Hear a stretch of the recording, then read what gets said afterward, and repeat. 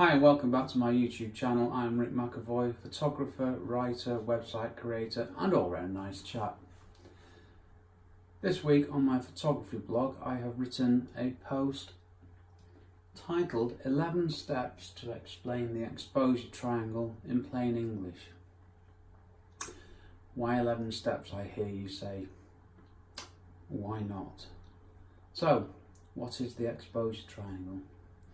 The exposure triangle is a fundamental basic concept that every photographer needs to understand. The exposure triangle, I forgot what I was going to say then. The exposure triangle is the three elements that make up an exposure of a photo. They are, and you like my technical drawing, which I was going to nick somebody's photo, then I thought, well, why not? I can just draw my own, so check this out. Like the title, The Exposure Triangle by Rick. It shows the three elements: aperture, shutter speed, ISO. I don't know why we need a triangle. There must be some mathematical, technical, scientific reason why we have a triangle, but in all my dealings with exposure and these three complementary elements, I have never found the need to use a triangle, to be honest, so let's not get hung up on that. So, what is the exposure triangle? I'm going to read this because this is good. The exposure triangle is the combination of the three main camera settings, aperture, shutter and ISO, that tell the camera sensor how to record the composition view through the camera lens. Check that in Google. That's not copied by anybody, that's my own words. What I wanted to achieve in this post was not to go through the ins and outs of all the technical stuff. There's endless posts on that. There's even people who say ISO isn't international stuff. There's just so much stuff. What I'm trying to get over in this video and the blog post is what it really means and how we can apply it as photographers, the bits that are relevant to us. Like I say, I'm not into all this technical speak and stuff. Read my blog post and you'll find that out for yourself, so please do. Anyway, so what do I talk about? What is the aperture? It's the bit in the lens, some metal blades that close down to make the hole in the lens smaller. That's what the aperture is. I was going to get one of my cameras and show you what the aperture is, but I don't think we need to do that really. On a DSLR, that's the thing with the mirror where you look through the lens. You look through the hole in the lens. When you close down the aperture, the hole gets smaller. Now you don't see that when you're looking through a DSLR viewfinder unless you press the depth of field button. This simulates the depth of field change that you get. And the viewfinder goes darker. And if you look through the front of the lens, you can see the aperture blades. That's about it. So that's the aperture. I'll explain full stops as well.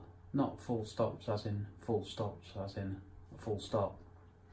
Stops as in changes in aperture, ISO and sensor. Before I get onto that, what's the aperture? What is ISO?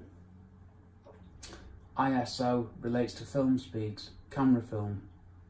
Why do we still have that in this day and age? I haven't got a clue really, it's a bit of a hangover from the film days. Anyway, it's relevant to the sensitivity of the sensor to light. Try saying that after a few. What is the shutter speed? The third element. It's the time the shutter's open, the time that the sensor is exposed to light. I explain all of these three things and then aperture stops. My Canon 24-105mm f4L lens, awesome go-to lens for travel photography. Maximum aperture, big hole, f4. Minimum aperture, f22, small hole. Big hole, more light, small hole, less light. It is that simple. ISO is a bit more complicated, but basically an ISO of 100 is that was what we used to call a standard camera film back in the days of film. If you double the ISO, to 200, you are doubling the sensitivity of the film or the sensor. 400 you're doubling again, 800 you're doubling again. Now I've said in here that this is doubling the sensitivity of the sensor to light. It sort of means that, but it's an equivalent change to a full f-stop with the aperture. Shutter speeds. Sorry, I should have said apertures don't go in a logical numerical sequence. The full stops on my f4 24 to 105 lens by Canon, said strangely, are f4, f5.6, f8, f11, f16 and f22. Not quite a doubling up, but sort of there. ISOs are linear, 100, 200, 400, 800, 1600, etc. doubling all the time. Shutter speeds. I start at 30 seconds, that's the longest shutter speed I can set without using the bulb. 30 seconds, 15, 8, 4, 2, 1. What does this all mean then? Well, if I take a meter reading using my camera, just seen a typo on my post, I need to correct that, probably shouldn't have said. Take a meter reading. If the correct reading according to my Canon 16, which it normally is an aperture of f8, a shutter speed of 1/250th of a second and ISO of 400. That's the three things combined. I explain how I adjust this and that and what happens, but basically if you adjust the aperture by a full stop, as in to let more light in, you need to I've written this down, I'm not going to say it now because I'm going to get it wrong. Check out the blog post. I give 3 examples where each of the full f-stops are a similar adjustment and they have the same impact. And there I'm going to stop because I'm over my time. Thank you for watching this video. I hope you found this helpful and I hope you found the blog post enjoyable and informative. Please get back to me with any comments. Please subscribe to my YouTube channel. Please check out my blog, rickmcavoyphotography.com/blog, and I'll see you next week.